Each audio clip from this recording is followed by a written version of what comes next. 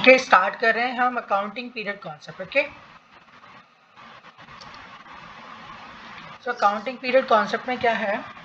The accounting period concept, accounting period refer to the span of time at the end of which financial statement of an enterprise is prepared।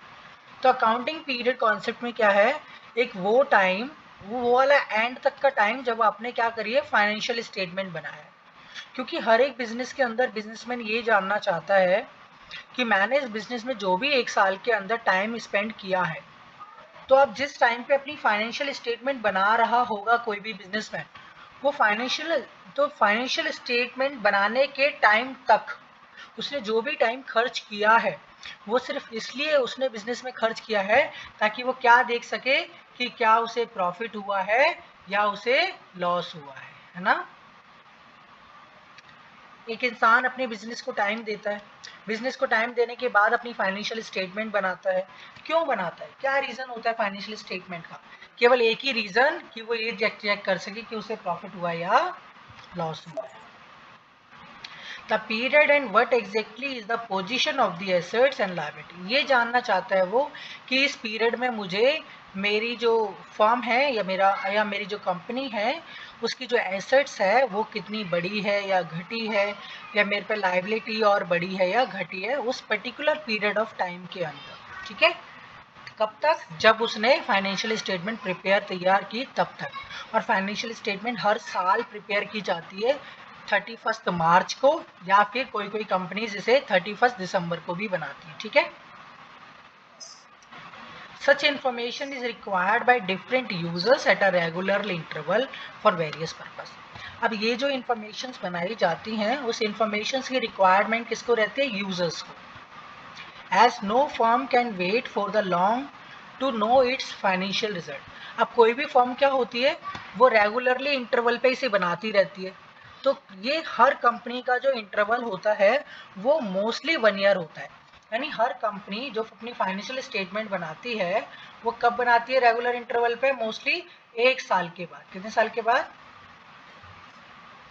So that timely information is made available to the users, ताकि company के जो users हैं timely उनके पास क्या आ जाए? Information आ जाए company की कि कंपनी कैसी चल रही है। इसी को कहते हैं अकाउंटिंग पीरियड। तो अकाउंटिंग पीरियड क्या होता है आपका? किसी किसी कंपनी का जनवरी से दिसंबर तक होता है और किसी किसी कंपनी का 1 अप्रैल से 31 मार्च तक होता है। Okay, the companies act 1956 income tax act require that income statement should be prepared annually. Annually का मतलब हर साल। क्या? तो 2 एक्ट हैं हमारे, 2 कानून हैं जो ये कहते हैं, 2 लॉज हैं। एक तो कंपनी का लॉ और एक होता है इनकम टैक्स लॉ। वो ये कहते हैं कि कंपनी की जो इनकम स्टेटमेंट होती है वो आप एनुअली बनाओ, यानी हर साल बनाओ। In case of certain situation preparation of interim financial statement become necessary. ये कहता है लेकिन कभी कभी किसी किसी सिचुएशन में आप इंटरिम फाइनेंशियल स्टेटमेंट भी बना सकते हो। इंटरिम फाइनेंशियल स्टेटमेंट का मतलब है कि ईयर के बीच में, साल के बीच में भी आप बना सकते हो। ठीक है,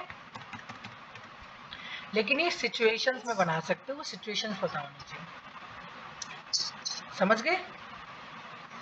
ये है at the time of retirement of the partner. जैसे पार्टनर के रिटायरमेंट के टाइम पे आपको बनाने की जरूरत पड़ सकती है कि अगर आपका कोई फर्म का पार्टनर है और वो 12 महीने से पहले यानी बीच में ही रिटायर होता है, तो आपको तभी बनानी पड़ेगी आपको इंटरिम फाइनेंशियल स्टेटमेंट। क्यों? क्योंकि जो पार्टनर आपका रिटायर हो रहा है आपको उसका हिसाब किताब तो करना पड़ेगा ना, कि भाई कितना पैसा उसके हिस्से में आ रहा है कितना नहीं आ रहा, इसीलिए वो आपको बनानी पड़ेगी। तो ये था आपका अकाउंटिंग पीरियड कॉन्सेप्ट। समझ आया accounting period concept? Okay, next आपका स्टार्ट होता है कॉस्ट कॉन्सेप्ट। ठीक है, the cost concept require that all assets are recorded in the book of account at their price purchase. किस वैल्यू पर रिकॉर्ड की जाती है बुक के अंदर?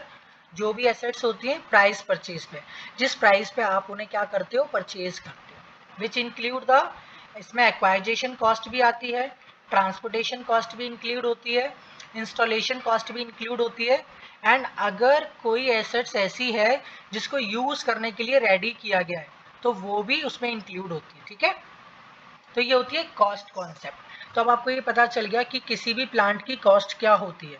तो किसी भी प्लांट की कॉस्ट जो होगी वो सिर्फ उसकी परचेजिंग प्राइस नहीं होगी, उसमें आपका इंस्टॉलेशन, आपका ट्रांसपोर्टेशन, आपकी और भी जो कोई अगर एक्स्ट्रा चार्जेस हुए होंगे उसको रनिंग करवाने में वो भी आपके लगेंगे। ठीक है, अब जैसे आपके घर में एसी आता है तो एसी का आप मान लीजिए आपका एसी आया 35,000 रुपीज़ का। ठीक है, तो आप 35,000 से एंट्री नहीं करोगे उसकी।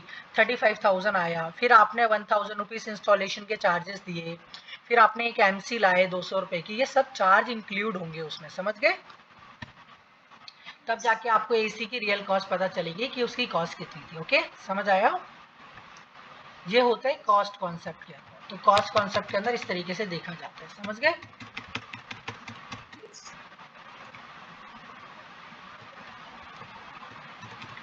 नेक्स्ट है आपका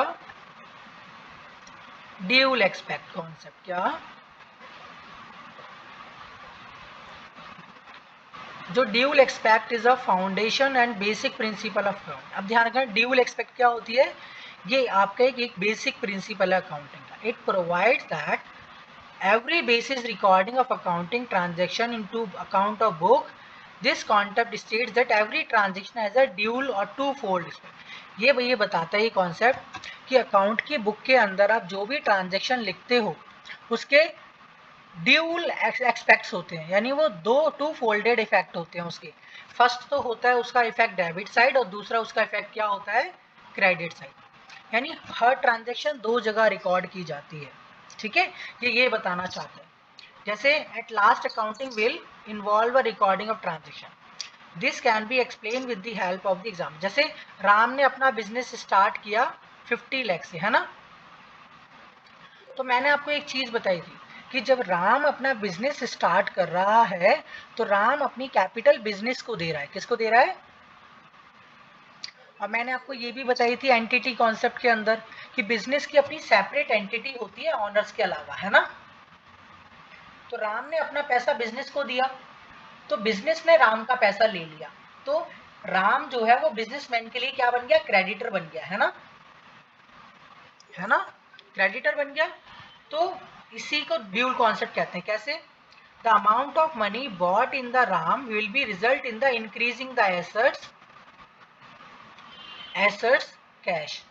अब देखो क्या होगा, तो राम की एसेट्स के अंदर जब राम मान लो बिजनेस को पैसा देगा तो राम अपनी एंट्री के अंदर क्या कर लेगा? अपनी कैश बढ़ा लेगा, यानी एसेट्स को बढ़ा लेगा, क्योंकि वो कहेगा मैंने इतना पैसा इन्वेस्ट कर दिया, है ना? राम के लिए तो इन्वेस्टमेंट है वो, क्योंकि प्रॉफिट मिलेगा उसे। और सेम टाइम पर जो ऑनर्स की इक्विटी होगी, कैपिटल वो बढ़ जाएगी। कैसे? इक्वल अमाउंट से। अब कैपिटल कैसे बढ़ जाएगी? क्योंकि बिजनेस में जो पैसा आया है वो बिजनेस की कैपिटल है, तो बिजनेस उसे एज अ कैपिटल यूज करेगा, समझ गए? और राम उसे एज अ कैश यूज करेगा क्योंकि उसने इन्वेस्ट करा है। क्या करा है? तो दो तरीके से एक्सपेक्ट होगी उसकी, एक तो एसेट साइड और एक लायबिलिटी साइड। तो जो कैश अमाउंट है जो राम ने इन्वेस्ट करा है वो एसेट साइड आएगा, और जो बिजनेस के अकॉर्डिंग सोचेंगे कैपिटल इन्वेस्ट वाला तो वो लायबिलिटी साइड आएगा, समझ गए? It may be seen that two items that has got affected by the transaction, cash and capital. तो हर किसी ट्रांजेक्शन से दो चीजें अफेक्ट होती हैं। पहली कौन सी? कैश, दूसरी कैपिटल, या कोई भी दो चीजें। देखो एक और एग्जांपल देता हूं अगर आपको समझ में आए। सपोज एक फर्म ने गुड्स परचेज करे अपने लिए 10 लाख में, ठीक है? तो पहली चीज तो फर्म के पास से कैश चला गया, है ना? तो एसेट्स कम हो गई। लेकिन दूसरी चीज फर्म के पास क्या हुआ? स्टॉक आ गया, है ना? तो दो ट्रांजैक्शन हुई, फर्म की एसेट्स में से कैश खत्म हो जाएगा, लेकिन एसेट्स की जगह पे क्या आ जाएगा? गुड्स आ जाएंगे। क्या आ जाएगा? तो ड्यूल एक्सपेक्ट कैसे हुई? कैश तो कम हो गया और स्टॉक बढ़ गया, है ना? इसे कहते हैं ड्यूल एक्सपेक्ट। समझ आया? तो जो आपको एग्जांपल समझ आए आप वो लिख सकते हो, ठीक है? एक और एग्जांपल देखो, आप फर्म परचेज अ मशीन। अब एक फर्म ने जब 30 लाख रुपीस की मशीन खरीदी तो आपको पता है फर्म की दो तरीके से चीजें स्टार्ट होंगी। अगर मान लीजिए वो उधार खरीदी है, जैसे इसने लिखा क्रेडिट खरीदी है, तो फर्म ने अपने क्रेडिट जनरेट कर लिए है ना, यानी उधारी हो गई क्या फर्म पे। लेकिन उधारी जनरेट करने के बाद पहली चीज तो कि फर्म ने अपने क्रेडिटर जनरेट कर लिए, जो कि फर्म की लायबिलिटी है ना, क्योंकि वो उसको देने होंगे पैसे। दूसरी चीज, फर्म ने मशीन खरीद ली तो वो उसकी एसेट्स बन गई, तो वो एसेट साइड आ जाएगी, ठीक है, मशीनरी। तो ये चीज होगी, तो ये भी ड्यूल एक्सपेक्ट होगा। इस तरीके से ड्यूल एक्सपेक्ट कॉन्सेप्ट बोला जाता है, ठीक है। समझ आ गया ड्यूल एक्सपेक्ट कॉन्सेप्ट क्या है। तो ड्यूल एक्सपेक्ट कॉन्सेप्ट के अंदर मेन जो चीज देखी जाती है कि हर एंट्री के क्या होते हैं, दो एक्सपेक्ट होते हैं, एक होता है डेबिट, दूसरा क्रेडिट, यानी दो साइड उसे रिकॉर्ड किया जाता है। ये एक फार्मूला होता है, इस फार्मूले को हमेशा याद रखना कि जो एसेट्स होता है वो आपके दो चीजों के मिलकर इक्वल होता है, किसके, लायबिलिटीज एंड कैपिटल, ठीक है। किसी किसी केस में इन दोनों को मिलाकर लायबिलिटीज ही बोला जाता है। क्या बोला जाता है, लायबिलिटीज। क्या, हाँ, लायबिलिटीज बोला जाता है, ठीक है। किसी किसी केस में ये दोनों को लायबिलिटीज बोला जाता है और ये एसेट्स होती है। तो हम हमेशा कहते हैं कि एसेट्स इज इक्वल टू होती है लायबिलिटीज, ठीक है। मेरे मुंह से ये वर्ड आपको बहुत बारी सुनने को मिलेगा आगे चैप्टर्स में कि assets is equal to liabilities, ये वगैरह, ठीक है। आगे है रिवेन्यू कॉन्सेप्ट। कौन सा कॉन्सेप्ट है आगे, revenue recognition concept. The concept of revenue recognition require that revenue for business transaction should be included in the accounting record. अब देखो, जो भी बिजनेस ट्रांजेक्शन्स होती हैं, उन बिजनेस ट्रांजेक्शन से आपको रिवेन्यू तो जनरेट होता ही है। रिवेन्यू मीन्स क्या होता है आपका, प्रॉफिट। क्या, रिवेन्यू मीन्स क्या होता है, रिवेन्यू मीन्स क्या होता है आपका, प्रॉफिट। क्या होता है, तो जो भी आपकी अकाउंटिंग ट्रांजैक्शंस होती हैं, तो उन अकाउंटिंग ट्रांजैक्शन में हमेशा क्या होता है, प्रॉफिट इंक्लूड होना चाहिए। क्या होना चाहिए, व्हेन इट इज रियलाइज्ड। अब ये तब होना चाहिए जब आपको वो हो चुका हो प्रॉफिट। ऐसे नहीं कि आपने कहीं पैसा लगाया और आपने पहले से ही मान लिया कि मुझे यहाँ पर इतने रुपए का प्रॉफिट होगा, ऐसा नहीं। जब तक वो प्रॉफिट आपको हो ना जाए तब तक आप उसे रिकॉर्ड नहीं करोगे। इसीलिए यहाँ पर वर्ड लिखा है रियलाइजेशन। क्या, जब तक वो रियलाइज नहीं हो जाता तब तक नहीं, okay. Here arise two questions in mind. First, in term as revenue, the other, and when revenue is realized. तो revenue का क्या मतलब है, revenue realized का क्या मतलब है। तो देखते हैं first word. Revenue is the gross inflow of the cash arising from the sale of goods and services by the enterprise. अब देखो revenue क्या है, revenue तो आपको तभी हो जाएगा जब आप गुड्स बेचोगे या सर्विसेज दोगे, तो आपको जो पैसा मिला वो revenue है, ठीक है। Use by the other enterprises resources yielding interest, ठीक है। या फिर कोई भी जो चीज, जिस रिवेन्यू को आप कैसे कैसे यूज करोगे, इंटरेस्ट को, या फिर इंटरेस्ट अर्न करने में, इनकम अर्न करने में। इसमें आपको डिविडेंड भी मिल सकता है, रॉयल्टी भी मिल सकती है अगर आपने कोई इन्वेस्ट कर रखी है तो। सेकेंडली क्या होता है, revenue is assume to be realised, यानी हम केवल उसे एज्यूम्ड कर लेते हैं कि हमें वहां से रिवेन्यू मिलेगा, बट एक्चुअल सेंस में वो हमें मिलता नहीं है, एक्चुअल सेंस में अभी वो हुआ नहीं है। Real right to receive it is arise. देखो, अब रिवेन्यू रियलाइज का मतलब समझिए क्या है। रिवेन्यू एक होता है रिवेन्यू जब आपने गुड्स को सेल करा और आपको रिवेन्यू आ गया, ठीक है, दैट इज अ रिवेन्यू। और रिवेन्यू रियलाइज का मतलब क्या है कि आपको पक्की श्योरिटी होगी है कि वो 100% आ जाएगा, ठीक है, बट वो आया नहीं है। क्या, बट 100% आपको श्योरिटी तो हो गई है ना, तो आपकी श्योरिटी की वजह से ही हम उसे एंट्री में लिख देंगे, ठीक है। जैसे मान लीजिए आपने मुझे पैसे दिए 10,000 रुपए और आपने कहा कि सर मैं आपसे इंटरेस्ट लूंगा 2% का, ठीक है। तो जब आपने मुझे पैसे दिए तभी आप 100% श्योर हो गए कि मुझे 2% का इंटरेस्ट तो मिलना ही मिलना है ना। तो ये होता है आपका रिवेन्यू रियलाइजेशन, समझ गए। जैसे आपने बैंक में पैसे डाल के आए तो बैंक को पता है कि बैंक मुझे इंटरेस्ट देगा ही देगा, है ना। तो ये होता है रिवेन्यू रियलाइजेशन। तो ये चीज है, समझ आया रिवेन्यू रियलाइजेशन का। देखो the point of time when goods has been sold, services has been rendered. तो देखो रिवेन्यू कब होता है, जैसे आपने गुड्स सोल्ड कर दिए, सर्विसेज दे दी तो आपको रिवेन्यू आ गया, समझ गए। लेकिन रिवेन्यू रियलाइज कब होता है, जैसे आपने किसी को उधार दिया तो आपको पता है आएगा ही आएगा पैसा, है ना, तो वो रिवेन्यू रियलाइज हो गया, ये होता है। जैसे इनकम, जैसे आपकी रेंट से इनकम आती है, जैसे ही आपने कमरा किराए पे उठाया वैसे ही आपको रिवेन्यू रियलाइज हो गया। क्या हो गया, जैसे रेवेन्यू रियलाइज कैसे हो गया, जैसे ही आपने रेंट पे मकान उठाया वैसे ही रिवेन्यू रियलाइज हो गया, ठीक है। अब चाहे वो मकान पे रहने के 2 दिन बाद दे या 3 दिन बाद दे, लेकिन आपको रिवेन्यू रियलाइज हो जाएगा, समझ गए, ये होता है matching concept. The process of ascertaining the amount of profit earned and loss incurred during the particular period involve deduction of related expenses from the revenue earned during that period।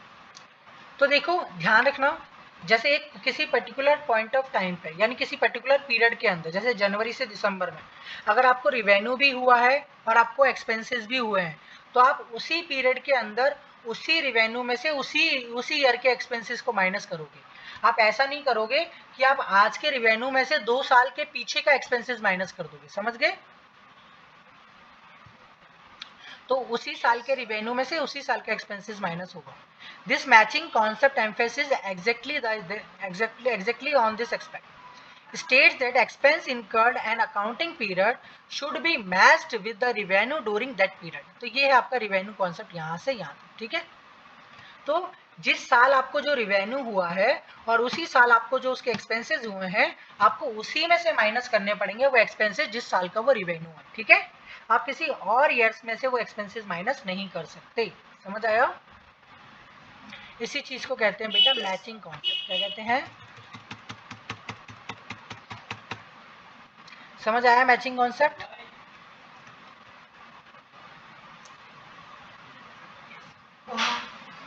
This follow from this that